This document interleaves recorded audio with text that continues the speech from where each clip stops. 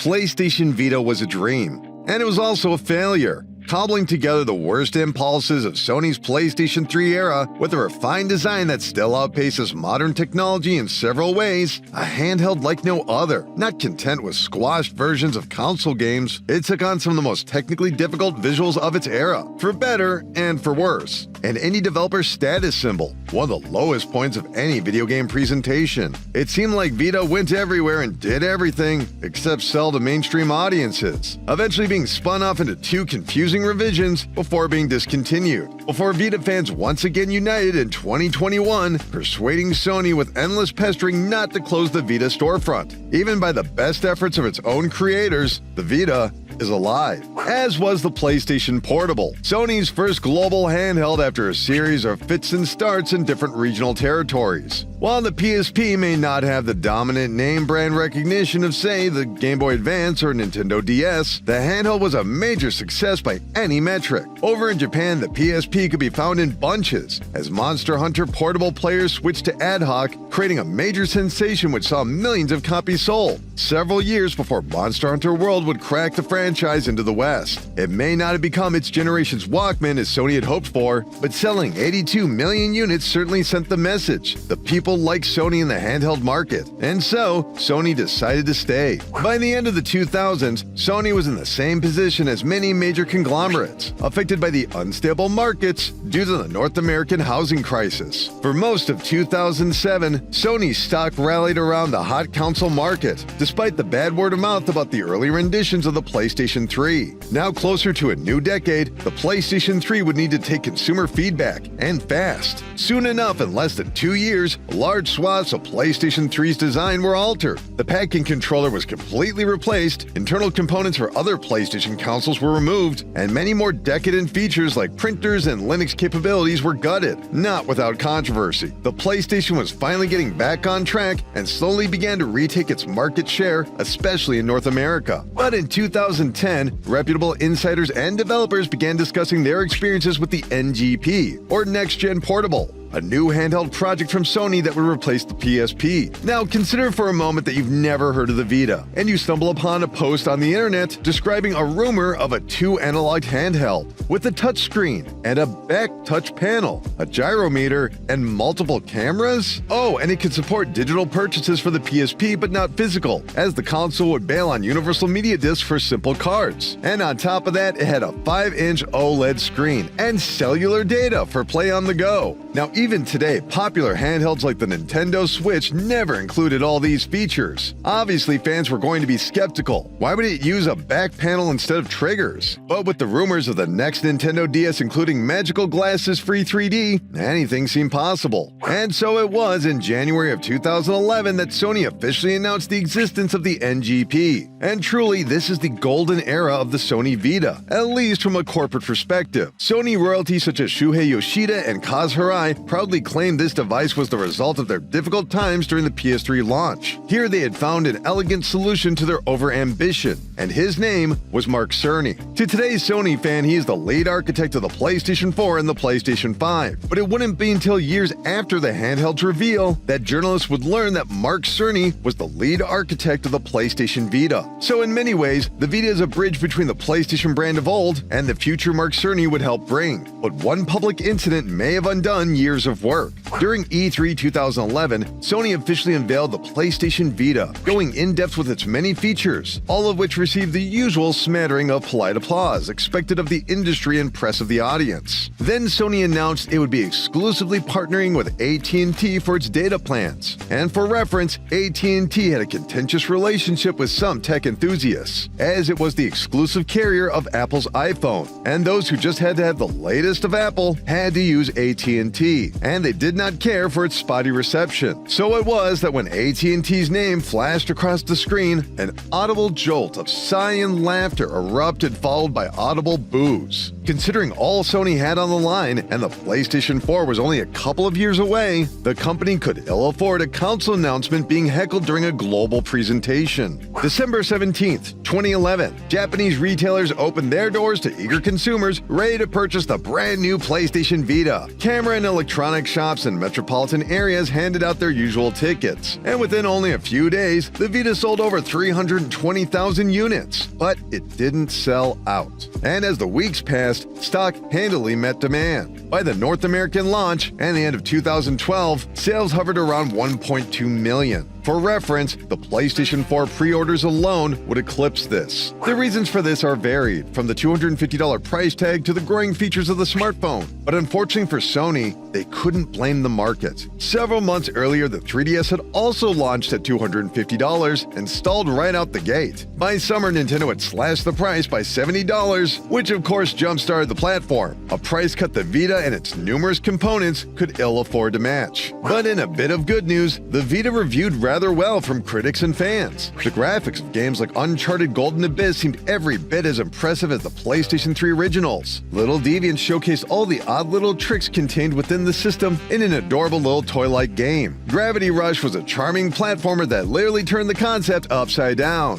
And Mod Nation Racers gave players the tools to create endless tracks to share with friends and play together. And this curious little application known as Near would allow Vita owners to discover other Vita owners nearby. The Vita also greatly benefited from the indie game revolution that just rolled out a couple of years prior, with some indie games like Splunky or Hotline Miami arguably featuring their best version on the Vita. While the numerous gimmicks of the Vita may have been a headache for more elaborate 3D games, smaller teams took advantage of the touchscreen, backtouch, and gyrometer for all sorts of inventive solutions like camera control. And speaking personally as a fan of anime and manga, the Vita was a JRPG and visual novel dream machine. For years, one of the very best RPGs of all time, Persona 4 Golden, an enhanced version of Persona 4, was locked exclusively to the Vita. The Legend of Heroes Trials of Cold Steel and its sequels told an epic grand tale right from the 5-inch OLED screen. Everything about the Vita spoke luxury, from the dreamy jazz music on the home screen to the oddly soothing bubbles that would contain apps and games. If the PSP was a nice hotel, the Vita was a 5-star spa, treating their guests to the world of the Vita. But within months, the extended interviews and lengthy blog posts about the Vita completely evaporated. Sony would excitedly remind curious reporters that technically with remote play between the Vita and the PlayStation 4, every PS4 game was a Vita game, which was certainly cold comfort for Vita owners looking for the next major AAA game. But that would never come, or at least not in the way they had hoped. While a rather ambitious Killzone game would come to the Vita eventually, other first-person shooters didn't fare so well. Borderlands 2 on the Vita finally arrived and is seen as easily the worst version of the game ever released. Likewise, exclusives such as Tearaway began making their way to the PlayStation 4, removing all references to the Vita in the process. And then there was the general marketing of the Vita. For numerous presentations, its most significant appearance would be in a cross-buy promotion for a PlayStation 4 game, whereby buying one version of a game, you were given a code for another version. Whichever direction it was heading, publishers were giving away games to ultimately help the Vita. Likewise, PlayStation Plus began to include Vita killer apps such as Freedom Wars. But Sony's next step is perhaps its most unusual hardware decision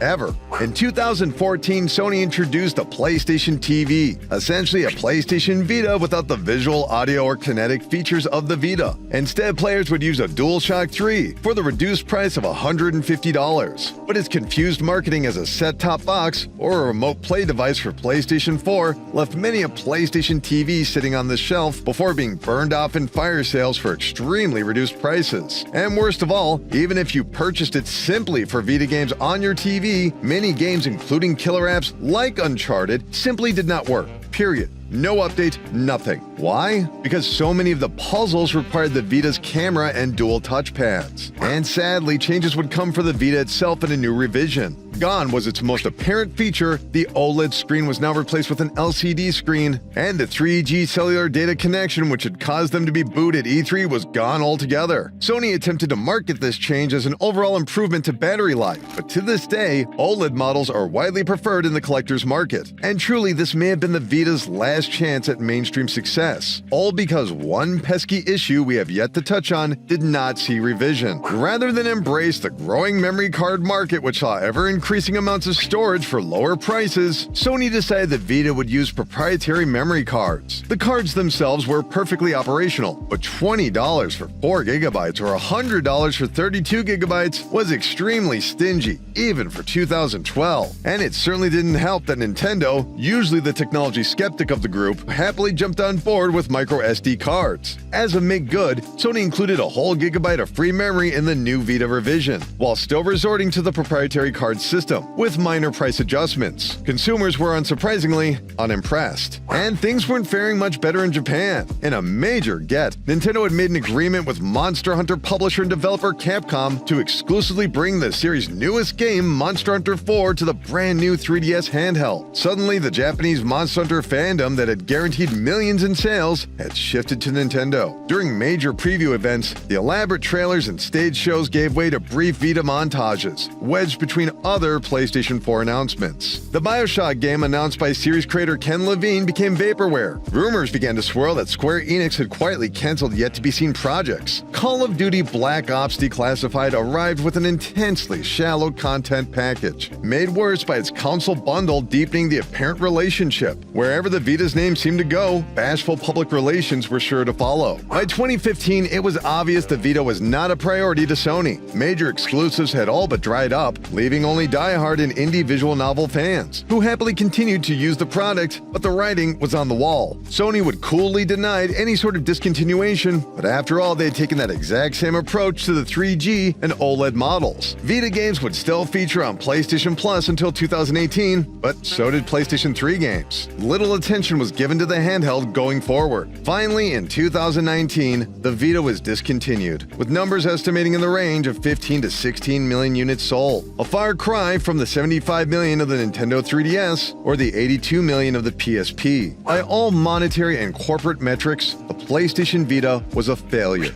But from a cultural perspective, it endured, thrived even, especially when you consider its circumstances. Even when Sony tried to give up on the Vita, fans produced their very own SD card converters, making memory cards no longer a problem. Fans began creating their own software, and indie game developers created side project ports on Vita game cards. Yes, as the meme goes, the Vita means life, but the Vita is alive and well, even today, as fans demand Sony keep the online store open. And ever so often, a hand in a concert crowd can be seen filming a musician with a Vita. Even Sony is revisiting their handheld lineage with the remote play-centric device, the PlayStation Portal, in 2023. But that's ultimately what makes the Vita such a strange system. If Sony had known of its intensely small audience, it's doubtful they would have bothered to produce such an extravagant handheld. To this day, you can still see PlayStation TVs and Vitas of all kinds maintaining their value in the second-hand market. A handheld that feels out of time. A toy at one point, a cutting-edge piece of technology the next. It launched but never thrived, and yet it still exists, with even more games seeing unofficial release on the platform each year. And that's because to its biggest fans, the Vita is a dream, and it's one they're quite grateful to have had. Anyway, that's gonna do it for this video. How about telling us what you thought about the Vita? Do you own one? Have you modded yours for stick drift? Or is this the first time you're hearing of Sony's forgotten handheld? Let us know in the comments below. Keep clicking around here on Game Rant, and we'll see you next time.